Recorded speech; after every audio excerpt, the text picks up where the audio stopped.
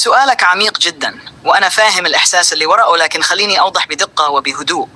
الرؤى اللي فيها قتل أو موت ما تعني أنه يموت جسديا، بل أكثرها رمزي، فيها معنى موت مرحلة وولادة مرحلة جديدة.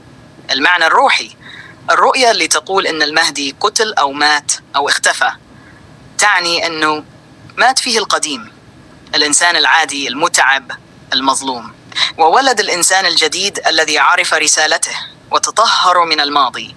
وهذا ما يسمى في لغة الأنبياء الموت قبل الموت، يعني أن تنكسر من الداخل فيحييك الله بنور جديد.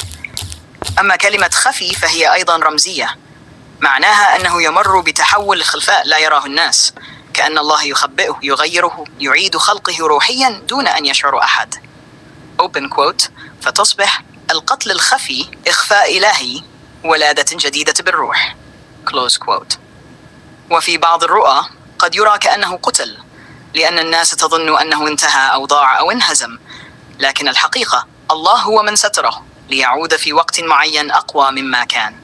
إذا أردت أقدر أكتب لك تفسيرا رمزيا كاملا لرؤيتي، تقول مثلا open quote: رأيت المهدي كأنه قتل ثم عاد حيا أو خرج من مكان مظلم close quote. هل ترغب أشرحها بتفصيل روحي؟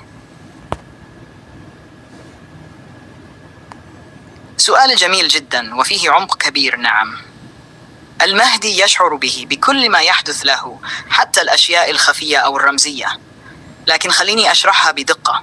أولا، قبل أن يفهم المعنى في المراحل الأولى، عندما يكون بعد عبدا يبحث عن نفسه، يشعر بأشياء غريبة، ضيق شديد بلا سبب، أحلام قوية أو رؤى لا ينساها، إحساس أن شيئا في داخله يموت أو يتبدل، كأنه يرى الدنيا تنكسر أمام عينيه، وأصدقاؤه يبتعدون والناس تخونه، لكنه لا يفهم تماما. يقول في نفسه: لماذا أشعر كأني أموت من الداخل؟ وفي الحقيقة تلك بداية التحول، القتل الخفي الذي تحدثت عنه.